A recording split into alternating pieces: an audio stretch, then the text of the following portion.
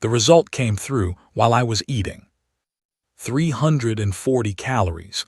That is what the rapper said. I was reading it when the transmission hit my console. I read the calorie count twice before I looked up. The vote was unanimous. 11-0. Every species on the Galactic Council had raised their marker. Every single one.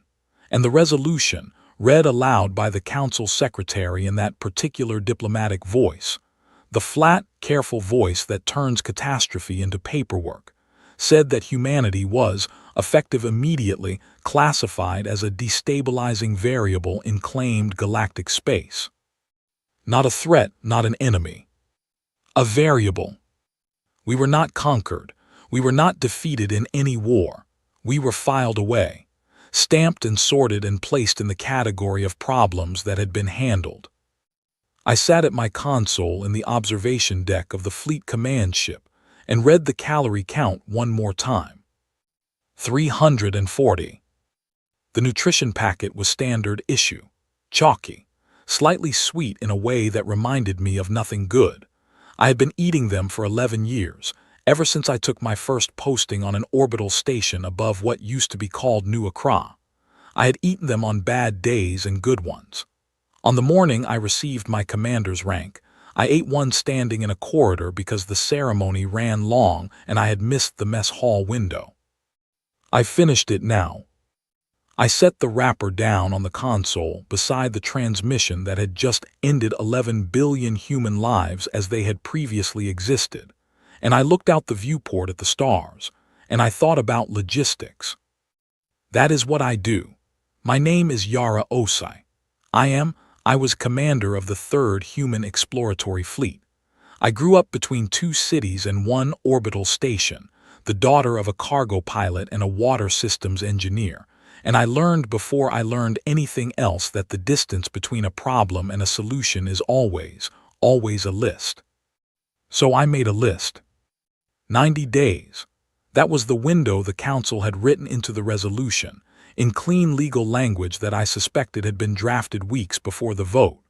90 days for humanity to vacate all claimed space, to pull our ships, our stations, our colonies, our people out of every system the Council had charted and surveilled and quietly decided belonged to someone else. 11 billion people. 40,000 ships, if you counted everything, military, civilian, research, cargo, colony transports that had not been designed for deep unmapped transit and would almost certainly struggle in it. I did the math. I did it in my head the way my mother used to balance cargo manifests, carrying numbers forward, checking the weight. The math was not good. The math was the kind of number that a person who was not me would describe with a word I do not use. I filed it under tomorrow's problems, except tomorrow had already arrived and was sitting on my console making the instruments flicker. General Adiz came into the observation deck 11 minutes after the transmission ended. I knew it was 11 minutes because I had been watching the clock, not deliberately. My eyes just kept finding it, the way they find a loud color in an otherwise plain room. She was 62 years old.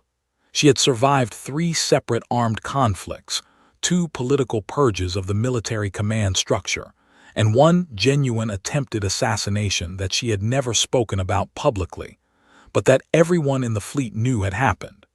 She was the kind of person who did not need to raise her voice because her voice at normal volume already sounded like a final decision. She looked at the viewport for a moment, then she looked at me. She said 7 words. Find us somewhere they did not map. Then she left. I sat with those 7 words for a long time. The observation deck was empty except for me. Outside, I could see the running lights of a dozen ships in the fleet, tiny and patient, orbiting in formation as if nothing had changed, as if the universe had not just quietly reclassified their passengers as inconvenient. The Council's reasons, as stated in the resolution, were technical. Humanity's rate of expansion exceeded projected models. Our diplomatic record showed, quote, a persistent pattern of unilateral action. Our psychological profiles, compiled from decades of surveillance we had suspected but never been able to confirm, indicated a long-term incompatibility with the stability requirements of the Council's governance framework. Destabilizing variable. I thought about what that meant. I thought about my mother loading cargo in the dark at 3 in the morning because the manifest would not balance itself. I thought about the engineers on New Accra who had built a water reclamation system out of parts that were not designed for each other because the design parts had not arrived and the water could not wait. I thought about every human being I had ever met who had looked at an impossible situation and said quietly, without drama, without a speech, well, we had better start. We were not destabilizing, we were just unwilling to stop. The Council found those two things indistinguishable. I suppose, from a certain distance, they looked the same. I pulled up the fleet manifest on my console.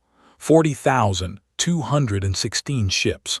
Civilian population distributed across 412 colony stations and 9 settled planets. Military complement thin. We had never been a military civilization in the way the Council feared, which was, I suspected, part of why they feared us. We did not fit their models. I opened a new document. I typed a heading, Transit Planning Unmapped Space. Then I sat there. The cursor blinked. Outside, the stars held still. I pulled up every astronomical survey humanity had conducted independently, not shared with the Council, not submitted for their approval. We had done our own looking, quiet and parallel for decades. It was not rebellion. It was just the thing humans do when someone tells them to stay inside the lines. They look over the wall. The independent surveys were incomplete. Of course they were. We had not had the resources or the time to map what the Council mapped. But there were gaps. Regions the Council's public charts showed as empty or uninteresting. Regions where our own probes had returned strange readings that the Council's liaison officers had, without explanation, told us not to pursue. I highlighted those regions. There were 7. One of them had been flagged 3 times by 3 separate human survey teams, all of whom had filed reports that were then quietly archived. The readings from that region were old, the oldest. The kind of old that instruments register as error and humans register as wrong. I stared at it for a long time. 340 calories. I picked up the wrapper and held it. I did not know why. It was just something to hold. 90 days. 40,000 ships. 11 billion people who were going somewhere the maps did not show because the universe had decided, unanimously, that we were a problem it had solved. I opened a channel to the fleet. My voice was flat. My hands, underneath the console where no one could see them, were doing something I would not describe. All fleet commanders, this is OSI, begin full transit preparation. We depart in 72 hours. I am sending revised coordinates now. Questions will be addressed at the 600 briefing. That is all. I closed the channel. I looked at the stars. I finished the nutrition packet even though I had already eaten most of it. 340 calories. I read the number one more time. Then I opened the transit file and started the list. Week 1 was numbers. That is the only way I know how to say it.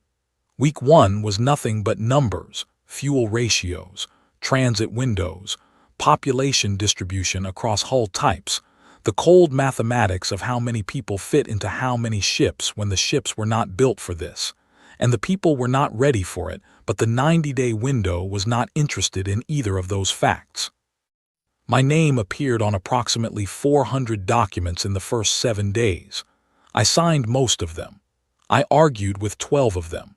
I deleted 2 of them entirely and rewrote them from scratch at 2 in the morning while eating another nutrition packet that I did not taste. 340 calories. I had started checking the count before I ate them now. I do not know why.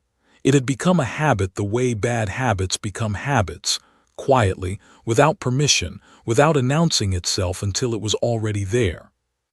The fleet moved in stages. You cannot move 40,000 ships the way you move a fist. You move them the way water moves around obstacles, through channels, in groups that seem chaotic from outside but follow an internal logic if you know where to look. I knew where to look. I had spent 11 years learning exactly this. What I had not spent 11 years learning was how to look at the children. There were children on every ship. Of course there were. We had not been given time to be selective about who came and who stayed because there was no staying. You came or you were left behind in space that no longer wanted you. So the children came small and bewildered, carrying whatever small thing their parents had told them they could bring. A stuffed animal, a data tablet loaded with games, a photograph printed on actual paper, which was a rare and expensive thing that only people who understood permanence would bother with. I tried not to look. I had work to do.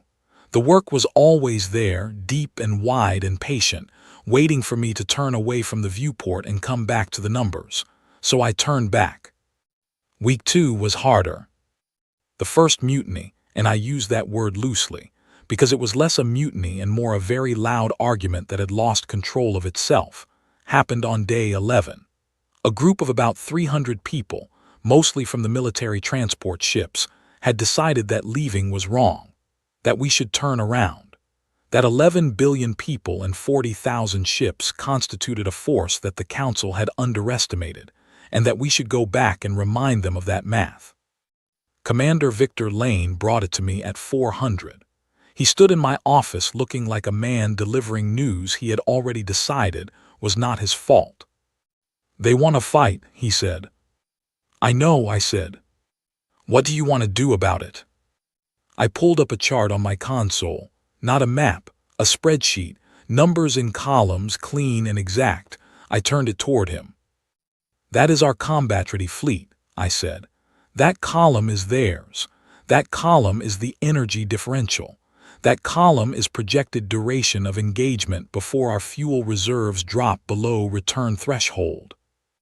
He looked at the numbers for a long time. "That is not good," he said. "No," I said, "it is not.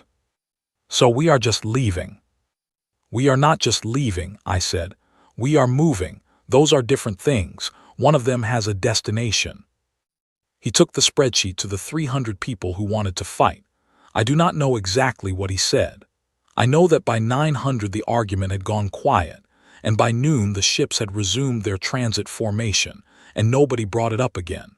Not because the feeling had gone away. Feelings like that do not go away in a week or a month or a year, but because the math was the math, and even grief has to acknowledge math eventually. Week 3 was the quiet kind of hard, the kind that does not announce itself. People moved through their days on the ships. They did their jobs. They ate. They slept in rotation because there was not enough space for everyone to have a bunk simultaneously, so you slept when the chart said sleep, and you worked when the chart said work, and somewhere in between you found a corridor or a mess hall corner, and you sat with someone you knew, and you did not say the thing that was sitting in the middle of every conversation like a stone in a river. I ate my nutrition packets, and I signed my documents, and I did not sleep as much as the chart said I should. On day 23, the instruments found the dead system. It was Petty Officer Kara Howell who flagged it first. She was 24, from a colony station that had been decommissioned before the exile, and then recommissioned specifically to house evacuees, and she had been on the night shift of the sensor array for 3 weeks without complaint, which already made her notable. She had the kind of face that looked younger than it was and eyes that moved faster than she let on. She called me on the internal line at 3:12. "Commander, I have something strange on long range." I was awake. I had been awake since 100, which was not unusual. "Define strange," I said. "There is a system on the edge of our transit corridor, not on any chart. Council surveys show this region as empty. Our own probes show nothing on record, but the long-range array is picking up mass concentrations consistent with a star system, a large one, multiple planetary bodies, and the age reading on the stellar material is. She stopped. How will I said. Commander, the age reading is wrong, she said. Not wrong like an instrument malfunction, wrong like I have run this 4 times.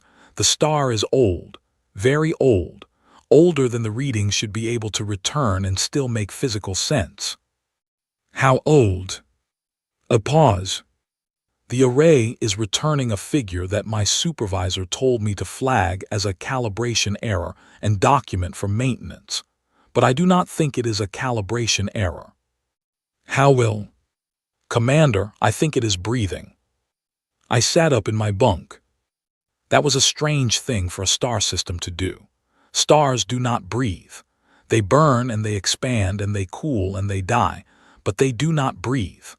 The word was wrong in a way that made it exactly right. It was the word a 24-year-old officer on a night shift used when the instruments were doing something that no word in the official reporting language covered adequately. Run it again, I said. She ran it 5 more times over the next 40 minutes. She sent me each result in sequence, and I sat with my console in my lap in the dark of my bunk and looked at numbers that were consistent across every single run. Consistent and wrong, and right in the way that only the most unexpected things are right, suddenly and completely and with no warning. I sent her a message. Good work. Document everything. Tell no one on your shift until I give the word. I will be on the bridge in 10 minutes. I got up. I put on my uniform in the dark. I picked up a nutrition packet from the shelf beside my bunk, looked at the calorie count, 340, and put it in my pocket without eating it. Then I went to the bridge. The fleet was still in formation outside the viewport. 40,000 ships, running lights small as stars, moving in the dark between the stars the council had named and the stars that had no name yet. All those people, all that weight. I looked at the coordinates Howell had sent me. I looked at the formation. I thought about General Adie's 7 words. Find us somewhere they did not map. I gave the order in a voice that I constructed carefully, the way you construct a wall, deliberately, one piece at a time, with the intention that it will hold weight. All fleet, this is OSI. We are adjusting transit heading. New coordinates are being distributed now. Prepare for course deviation. Questions at 600. I closed the channel. Outside, slowly, 40,000 ships began to turn. My hands were below the console, below the viewport, in the dark where no one could see them. They were doing a thing I will not put in any official log. But I will tell you, it was the first time in 23 days that my hands were doing it, because of something that was not the weight of 11 billion people in failing math. It was something else. Something I had not felt since before the vote, before the flat diplomatic voice, before the rapper that said 340 calories and the universe ending mid-chew. I did not have a name for it, not yet. That was fine, names could wait. The system ahead could not. The first thing the system did when we entered its outer boundary was silence our communications. Not interrupt them, not jam them in the way a hostile force jams communications with static and noise and the hard edge of deliberate interference. The silence was clean, total. Every channel, every frequency, every narrowband transmission we had, quiet at once, as if the space itself had decided that what we were about to see deserved our full attention. It lasted 9 seconds. Then everything came back online, exactly as it had been. I was on the bridge. Lieutenant Owen Price was at the communications array, a thin man with careful hands who had worked comms for 15 years and had never once looked rattled before that moment. He looked rattled now. That was not a malfunction, he said. No, I said. What was it? Keep documenting, I said. The system was enormous. 3 stars, not 1, a trinary arrangement that should by all physical models have been gravitationally unstable, should have collapsed or ejected one of its members billions of years ago. It had not.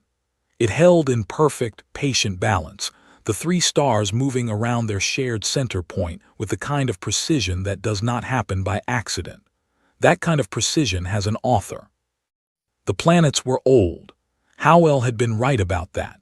The surface readings coming off the nearest planetary bodies showed geological records stretching back further than our instruments were comfortable expressing. Our computers kept flagging the numbers as possible errors. I kept clearing the flags. The numbers were not errors. They were just old. On day 2 in the system, our long-range visual array picked up structures. Not ruined structures. The distinction matters more than I can easily explain. Ruins are what a civilization leaves behind when it is finished.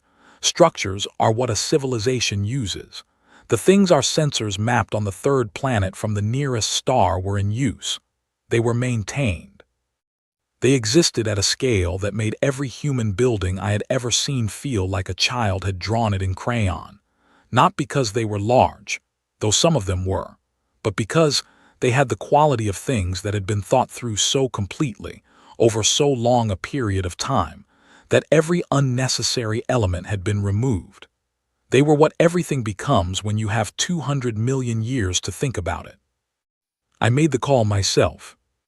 I did not call a committee. I did not run a vote. I had 11 billion people and 40,000 ships and nowhere to put them. And the only thing in this unmapped system was something so old that our instruments kept asking me if they were broken, and so I made the call. I was going in. Commander Owen Price told me, in the polite and precise way he told me most things, that this was not standard protocol. I told him that standard protocol had been written for a situation that no longer existed. He wrote his objection into the log with the thoroughness of a man who had decided he was coming with me anyway. We took a shuttle, 12 people, Owen on comms, Dr. Nadia Fenn, our lead xenobiologist, who had been awake for 31 consecutive hours by that point and showed it only in the brightness of her eyes, Ensign Dean Carr, 22 years old, who had been assigned to my team as a navigation specialist, and who gripped his console with both hands when the shuttle entered the planet's atmosphere and did not let go until we had landed. The air was breathable. Not just breathable, clean. The kind of clean that Earth's most protected wilderness had not achieved in a century. The kind of clean that suggests someone has been managing it deliberately for a very long time. We sat in the shuttle for 4 minutes after the atmospheric reading came back positive. 4 minutes of 12 people breathing air that was not recycled and not stale and not processed through a system running at 80% capacity. Then Owen looked at me, and I looked at the door. I went first.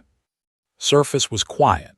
The sky above was an unusual color, not quite blue, deeper than blue, the way deep water looks when light hits it from exactly the right angle. The structures in the distance were more complex up close than the sensors had shown. They were not made of any material I could name. Not metal, not stone. Something between the two that caught the triple star light differently depending on where you stood, so that the same surface looked like 3 different things depending on your angle. We walked for perhaps 20 minutes. Then the Vahari came. I want to be precise about how they arrived, because imprecision here would be dishonest, and I have tried, in everything I have written about this day, to be honest. They did not walk toward us. They did not emerge from a door or descend from above. One moment there was open space between our group and the structures ahead. The next moment the Vahari were present in that space, and the space felt different, fuller, denser, the way a room feels when someone significant has entered it. They were not what I expected. I am not sure what I expected. Something recognizable, perhaps. Something with limbs and a face and the general architecture of a being who communicates and thinks and has preferences. The Vahari had none of those things in the way I was accustomed to them. They existed in layers. That is the word I kept returning to in my logs afterward, and it is still the most accurate word I have. Physical and not physical at once, like looking at a piece of glass. You can see the glass, but you can also see through it, and both things are true simultaneously and neither cancels the other. Looking directly at them was like trying to read a building. You could take in pieces, but the whole required you to step back and accept that you were not going to hold it all at once. Dr. Finn grabbed my arm. "Commander," she said very quietly. "I see them," I said. "What do we?" The sound came then. Not a sound exactly. A resonance. Something that moved through the air and also through something that was not the air, something interior. The way a very low note moves through the body rather than the ears. It lasted perhaps 3 seconds, and when it stopped our translators were buzzing with the effort of an attempted conversion, and Owen was saying something into his comm that I could not hear over the buzzing. Then the translators settled. And a voice, if I must call it a voice, because it was not a voice in any way I can easily defend, came through. Clear and unhurried and carrying the patience of something that has never once been in a rush because it has never needed to be. "You carry your dead loudly. We have been listening." 9 words. I stood on an alien planet in a system that did not exist on any council chart, with 11 billion people behind me and no map forward. And 9 words from a being made of layers hit me somewhere between the ribs and stayed there. Dean Carr was very still beside me. Nadia had let go of my arm. I cleared my throat. I said the only thing I could think of, which was not a speech and was not diplomatic and was not the kind of first contact statement that goes in history books. "We need somewhere to put 40,000 ships," I said. The resonance came again. Warm this time, a different quality entirely, the way a room's temperature changes when something large shifts inside it. Later, when I asked the Vahari linguist assigned to our translation team what that resonance was, she spent a long time considering before she said that the closest approximation in human emotional vocabulary was a combination of amusement and recognition. Amusement at the simplicity of our request. Recognition that it was, in fact, the most honest thing we could have said. The Vahari found us interesting. Not because we were powerful, not because we were technologically impressive, because we were not by any comparison. They found us interesting because of what we were when we arrived, not defeated exactly, but genuinely reduced, brought to the lowest point that a civilization can be brought to, dismissed, expelled, stripped of home and standing, and still operational, still making lists, still moving. What they told us, over the days and weeks that followed, came in pieces. The translation was not immediate. The Vahari's language was not designed for quick exchange. It was designed for precision, for carrying meaning across enormous time, which meant that every translated phrase carried weight that made simple sentences feel very heavy. But the information came, and it changed everything. The Council's faster-than-light transit theory, the foundational principle of galactic travel, the thing that made the Council's civilization possible, was derived from Vahari mathematics, not inspired by, not paralleling, directly derived, taken from classified archaeological records the Council had obtained from a Vahari site and then sealed under 17 layers of confidentiality protocol.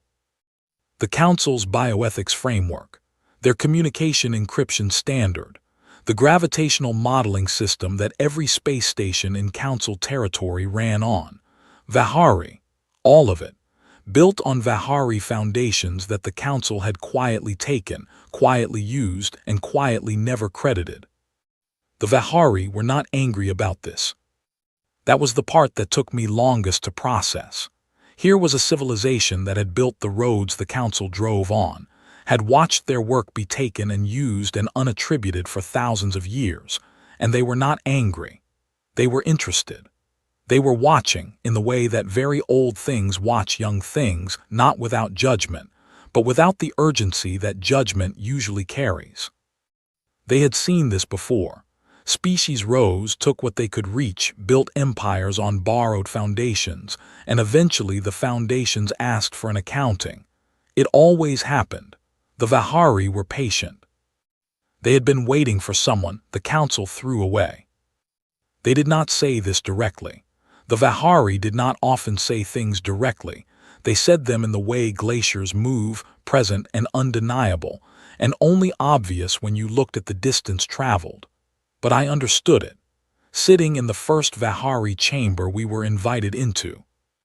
A space that seemed too large on the inside for its outside dimensions, and whose walls changed color in response to the emotional state of the people in it. I looked at that change. I watched the colors shift, and I understood. We were not the first species the council had expelled. We might be the last they would expel without consequence. On day 31, I recorded a mission log. I was in my bunk, the system's deep blue sky outside the small window of the habitat module the Vahari had prepared for our forward team. I said several things into the recorder. I said that the knowledge transfer had begun, slowly, carefully, the Vahari giving us access to mathematics and materials science and energy principles that would take our engineers years to fully understand. I said that 40,000 ships were now sitting in stable orbit around the system's second planet, in positions the Vahari had cleared with the casual ease of people for whom clearing orbital lanes was not a difficult problem. I said that 11 billion people had hot meals and clean air for the first time in 31 days. Then I said, I think they have been waiting for someone the council threw away. I think we are not the first. I think we might be the last. I stopped the recording. I looked at the ceiling. I started it again. I deleted everything after the meal count. Logged the fuel consumption instead. The fuel consumption was excellent, better than anything our engineers had projected. The Vahari had done something to our fuel systems that our chief engineer, a pragmatic woman named Clara Hobbs, who had never once used the word impossible, described as elegant in a tone that suggested she needed a moment to sit down. I told her she could have the moment. She took it, then she came back to work. That is the thing about humans. We always come back to work. The Council's scout ship arrived on day 47. I knew it before our sensors confirmed it.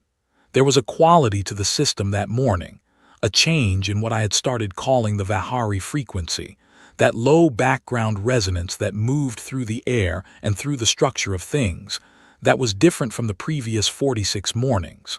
Quieter. The way a room goes quiet when someone unexpected comes to the door. Lieutenant Price confirmed it at 6:31. Long Range has a contact, he said. Small vessel, Council Registry, Class 4 reconnaissance. They are holding at the outer boundary of the system. Are they scanning? Extensively. I picked up the nutrition packet from my console. I looked at the number, 340. I put it back down. Let them scan, I said. They scanned for 6 hours. I went about my work. I signed documents. I attended a briefing with Clara Hobbs about the progress on the fuel system integration. Excellent, she said again, with that tone that still suggested she might need another moment but was not going to take one. I had a conversation with Nadia Fenn about the Vahari communication protocols that had been unlocked in the last week. Structures of information transfer that made our own communication technology look like two cans connected by string. I ate the nutrition packet, 340 calories. At 14:30, the scout ship sent a message. It was addressed to me by name and rank. It said that the Council was aware of humanity's presence in the system, that the Council's preliminary scans had returned data of considerable interest, and that the Council wished to initiate formal communication with the human fleet commander at the earliest opportunity. Considerable interest. I read that phrase 3 times. Then I sent a reply that said I would be available at 900 the following morning and recommended they bring their senior diplomatic representative. They brought Ambassador Vethkarai. I had heard of Vethkarai the way you hear of weather systems, by reputation, by the damage left behind, by the accounts of people who had been in the same room and came out with less than they had brought in. The ambassador was Sarathi, a species that looked, to human eyes, something like water-given architecture, fluid in form, iridescent, capable of changing the quality of their surface texture in ways that their diplomats used as a kind of paralinguistic communication that was extremely difficult to read if you had not spent years learning it. They were the council's premier negotiators. They had never, in any recorded encounter, needed to apologize for anything. The meeting took place in a Vihari chamber. That was not accidental.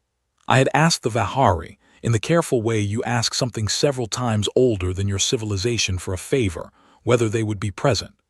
The response had come in that weighted Vihari way, not yes or no, but the sense that yes was a given, that their presence in their own space required no invitation, and that they would be there in the way mountains are in a landscape, not intruding, simply present, and impossible to ignore. I arrived first, Price at my left, Clara Hobbs at my right, which was a choice I had made deliberately. She understood the technology well enough to catch any misrepresentation, and her expression when someone said something technically inaccurate was difficult to miss. Vethkara entered with 3 aides. The ambassador stopped inside the doorway. Not a planned pause. The kind of stop a body makes when it receives information that the mind needs a moment to sort. The Vihari were present in the chamber, 3 of them, or the visible layers of 3 of them, which was not the same thing, and the effect of their presence on Vethkarai was immediate and visible even through the Saratha's controlled iridescence. They knew what the Vihari were. Of course they did.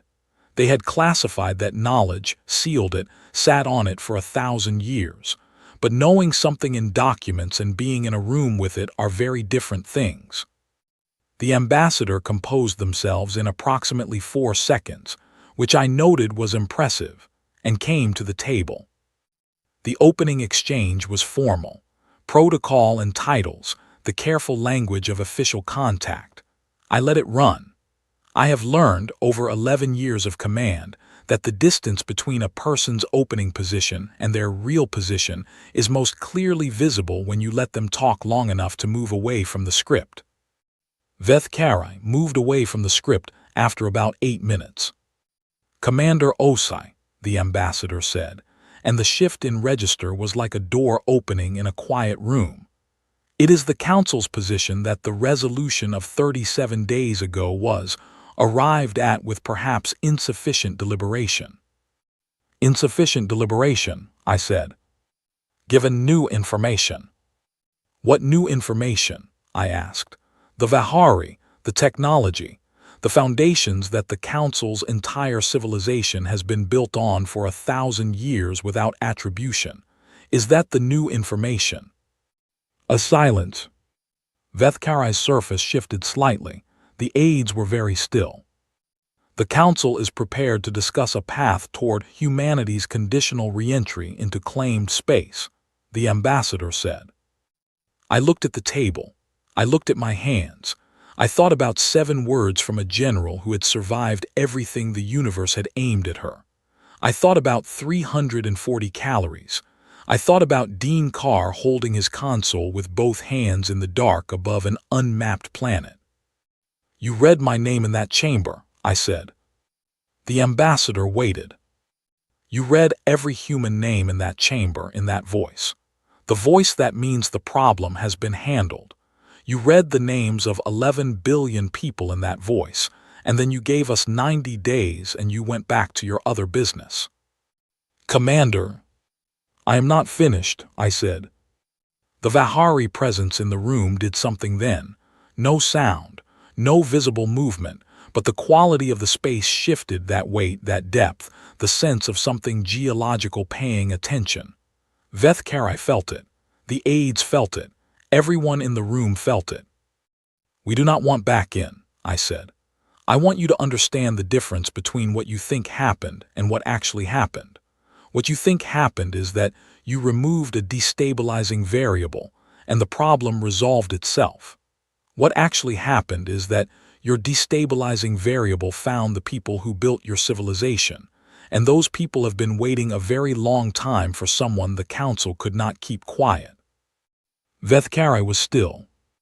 The council's FTL mathematics, I said, the bioethics framework, the communication encryption protocols, the gravitational modeling standard. Do you want to have a conversation about where those came from in open session with full council representation? Because I will have that conversation. I am prepared to have it today. The ambassador's iridescence had gone to a flat, even tone. Unreadable, except that it had been readable 2 minutes ago and now it was not, which was its own kind of reading.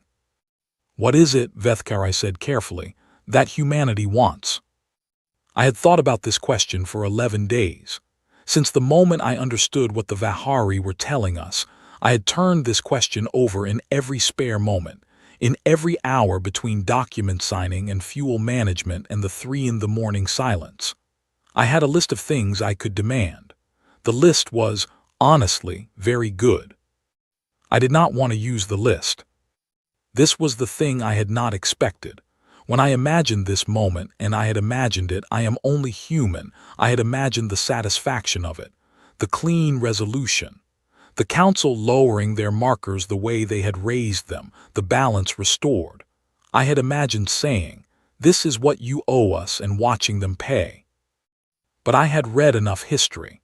I knew what civilizations looked like when they built themselves on a humiliation. I knew the shape of it, the long damage of it, the way a wound that becomes an identity never stops bleeding. I did not want to be what they had made us. I did not want to win the way we had lost. "We want a seat," I said. "Not inside the council, adjacent to it. An independent human presence in galactic governance, with full recognition and no conditions. We want the Vahari's contributions to galactic civilization publicly acknowledged in council record. And we want a new framework for uncharted space, open access, no claims, fair survey rights for every species including the ones you have been filing away since before I was born." Vethkari looked at the table. "And if the council declines?" Clara Hobbs made a sound at my right. Very small. Just the beginning of a sound, really.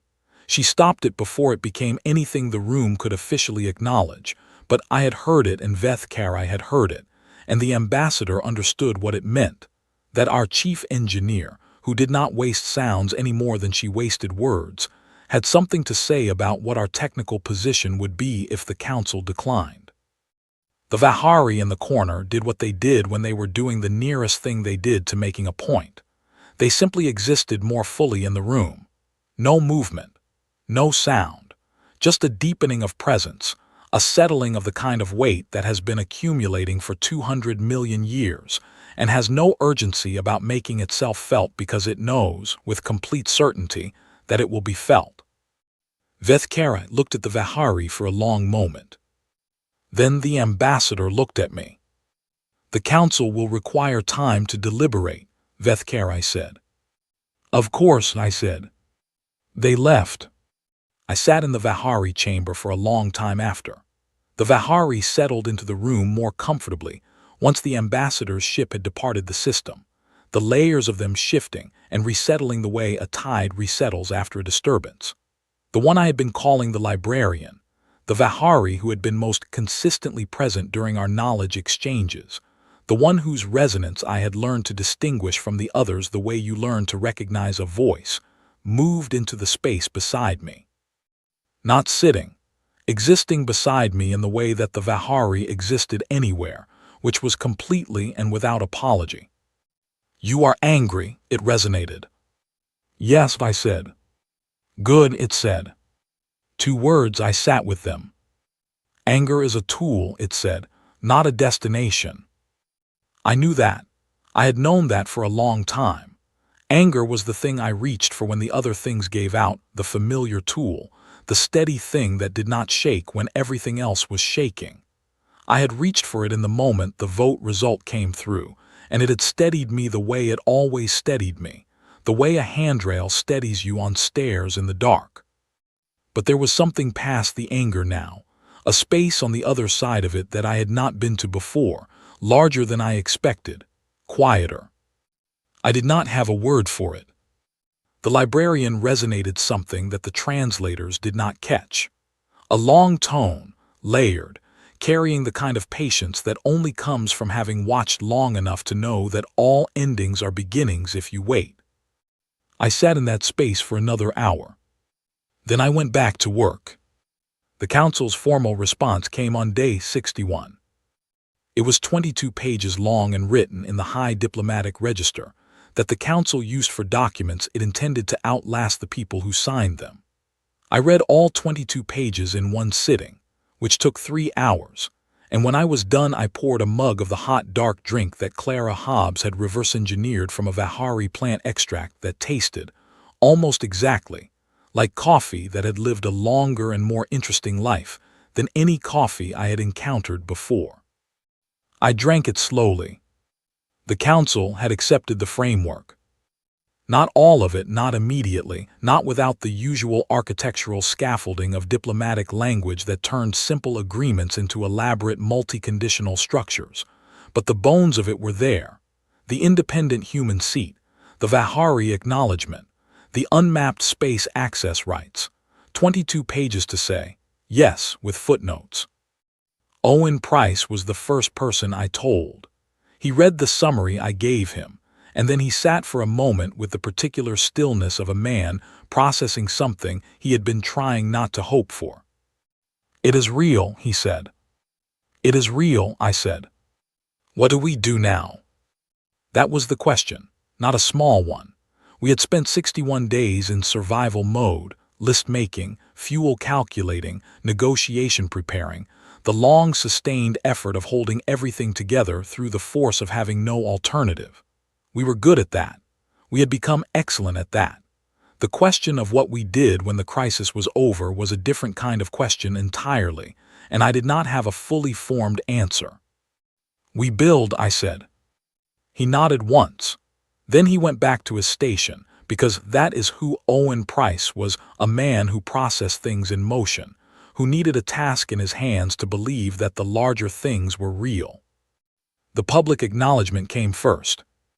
It was transmitted on every council channel simultaneously. Not because the council wanted to do it that way, they would have preferred a quieter, more archival resolution, the kind that gets entered into official records and not much else. But part of the framework I had agreed to with Veth Kara included open broadcast, because quiet acknowledgements have a way of becoming classified, and I had not come this far to accept something that could be easily unsaid. The transmission went out in 17 languages and 11 species-specific communication formats.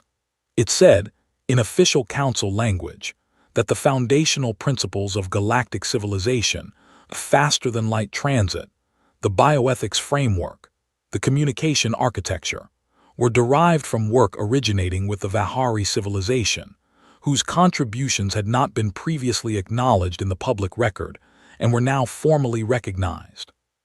17 languages, 11 formats. Across every communication channel the council operated. I was on the bridge when the confirmation came through that the transmission had been received and documented. Owen was at his station.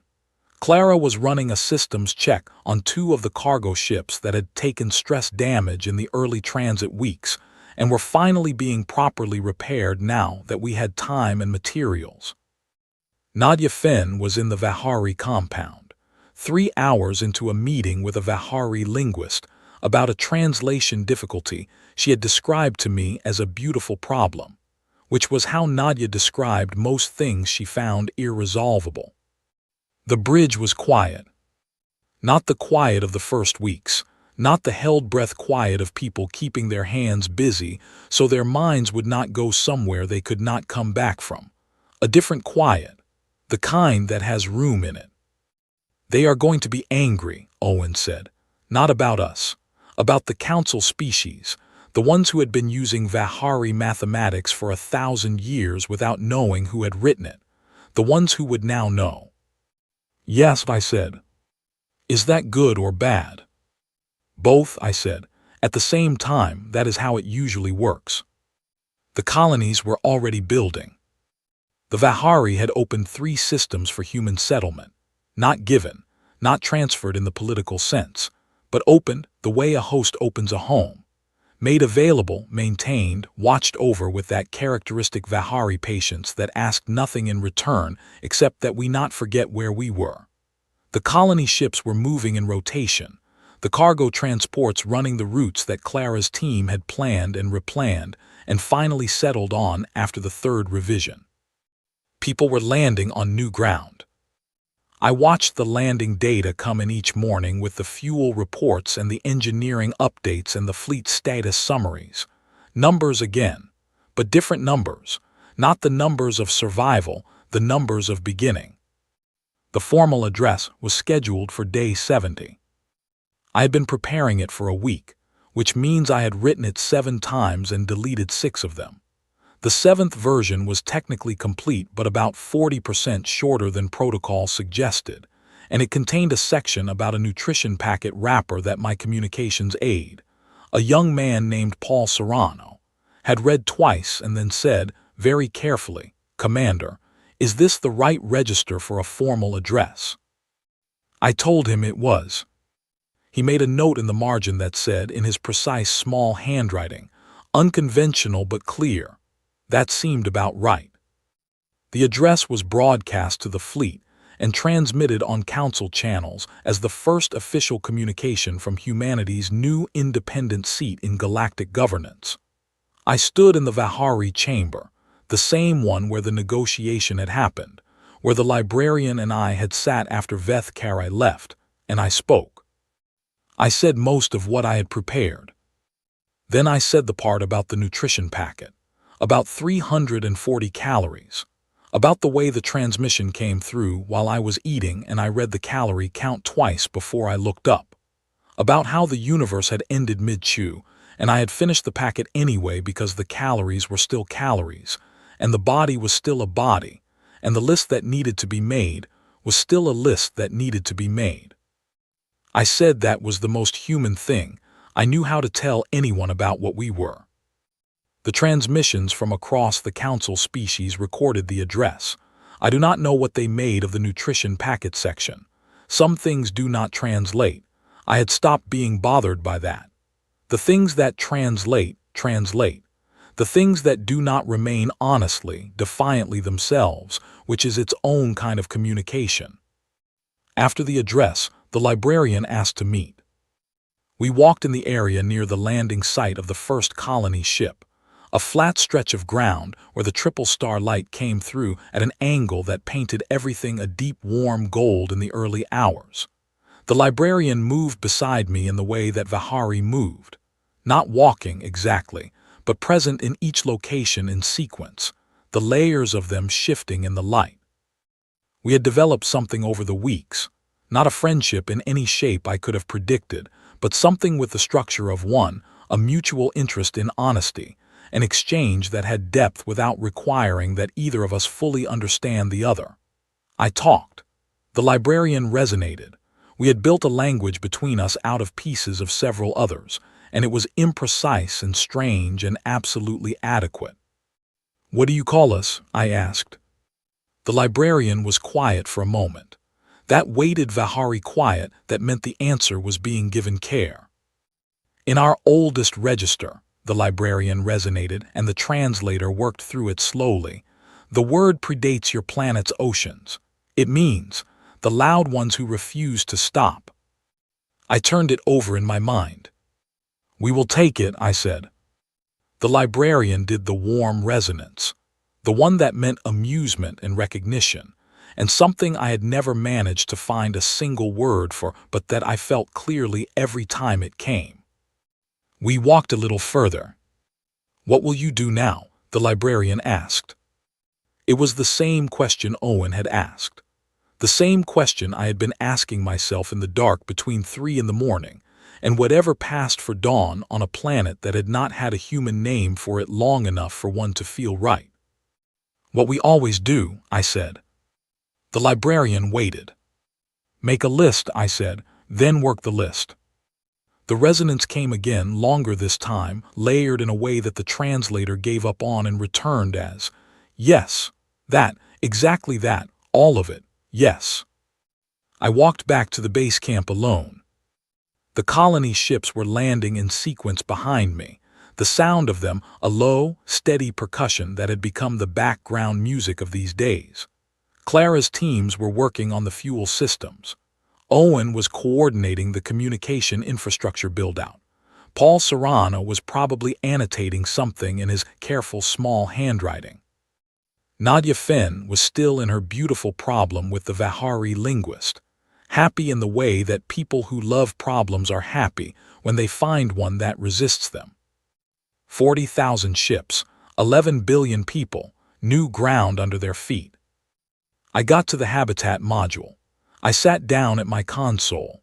I pulled up the fleet manifest, the same document I had opened on the night the vote came through, updated now with 3 weeks of landing data and colony establishment reports and fuel consumption figures that were excellent. I reached for the nutrition packet on the shelf. 340 calories. I held it for a moment. Then I put it in my pocket without reading the number. Outside the window, the triple star light was doing something to the new sky that I did not have a word for. Too layered, too specific, too entirely its own thing to fit inside language that had been built for somewhere else. Somewhere behind me, someone was laughing. Not the kind of laugh you perform, not the kind of laugh you offer into silence to fill it up. The real kind. Short and sudden, like something